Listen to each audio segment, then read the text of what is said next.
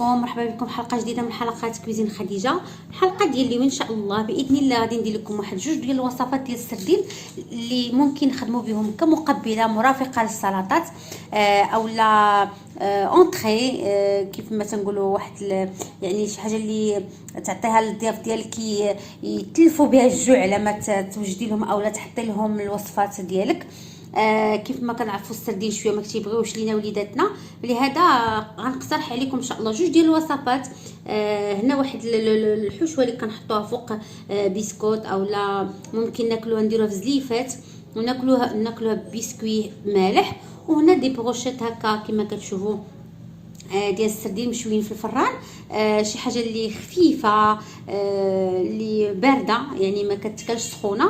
نتمنى ان شاء الله تعجبكم هذه الوصفه، واكيد اكيد اكيد غادي تعجبكم. وكما كنقول لكم دائما ما تنساوش ديروا جيم، تبارطاجوا لا فيديو. اللي مازال ما اشترك معايا في القناه يشترك يضغط على زر الجرس. ندوزو ان شاء الله دابا نشوفوا الوصفه والمقادير وطريقه التحضير. اول حاجه غادي نبداو لونطري او لا المهم بالنسبه لهذا النوع ديال السردين اللي غادي نخدموا به، غادي نديروا به ان شاء الله بحال هكا تحطوهم مع الديسالات، تحطوهم كاونطري هكا، تحطوهم يتلهاو فيهم هكا الضياف ديالكم، مرافقات تحطوهم كمرافقات. غادي نحتاجوا اول حاجه انا عندي السردين اللي حيت له داك القشره ديالو، حيت له حتى هذاك الشوك، حاولت نحيد له الشوك. انا عندي تقريبا هنا واحد 7 ديال السردينات.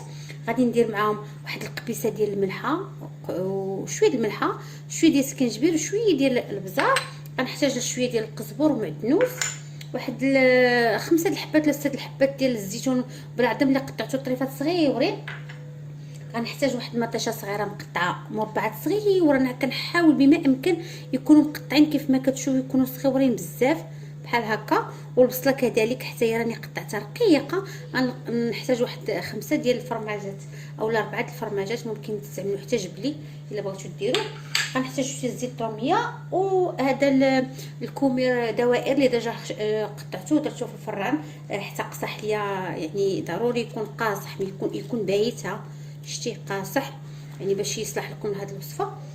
وبالنسبه للبروشات اللي قلت لكم غادي ندير كوصفه ثانيه، هذيك غنحتاج نفس العطريه، وغنحتاج لي كوردون والسردين حتى هو نفس الطريقه. حيت ليه هذا السنسور وحيت له الجلده ديالو.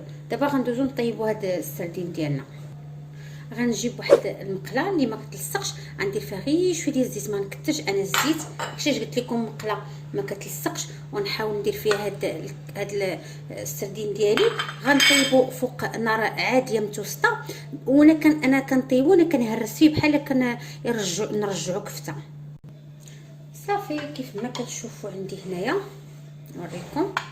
انا كنت كنطيبها وكنبقى نمعس بالفرشيط حتى ولات كما كتشوفوا هكا مفرته. تنجيب واحد الزلافه تنخويها فيها، يعني نحاول ما تكونش سخونه بزاف.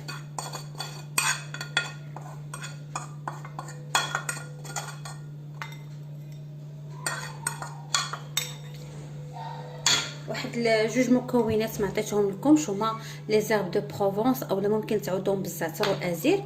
وعندي هنايا شويه ديال الخل اولا الحامض ممكن تستعملوهم.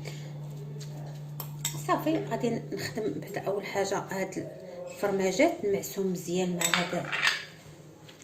مع هاد السردين، نبقاو نمعسوها حتى تندمج ليا العناصر ديالي تماما. ممكن كما قلت لكم ديروا الجبلي اولا الريكوتا، الجبن ديال الريكوتا حتى هو كيجي زوين مع هاد الوصفه.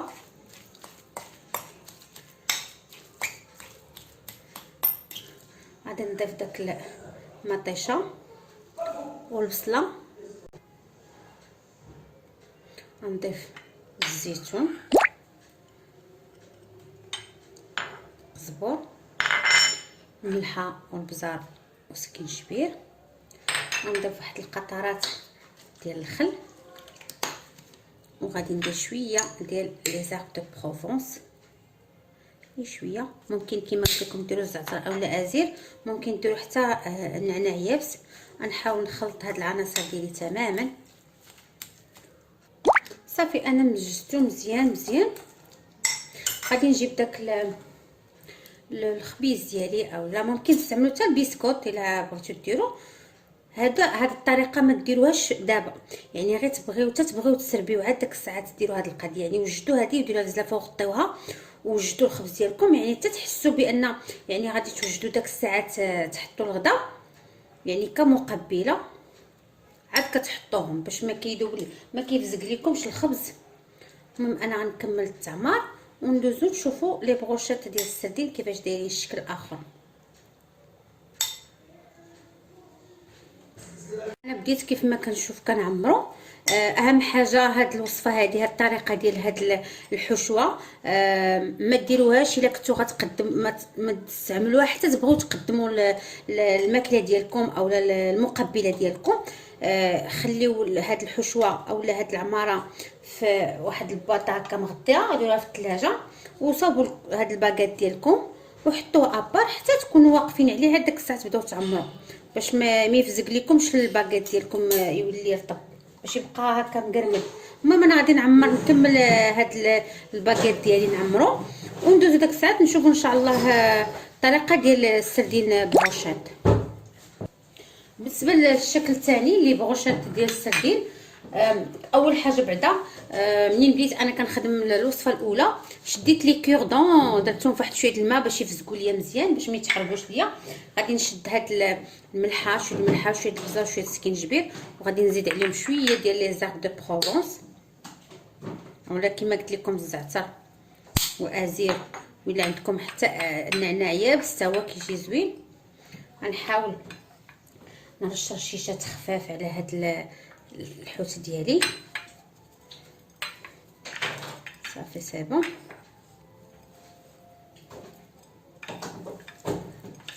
انا حاولت ندير لكم غير كميه قليله لان هادو تيمشيو غير مقبلات اولا مرافقات للشلاضه ديالكم. كنجيبوا الكوردون، ضروري الكوردون تكونوا درتوه في هذا في الفران، في هذا سمحوا لي في الماء.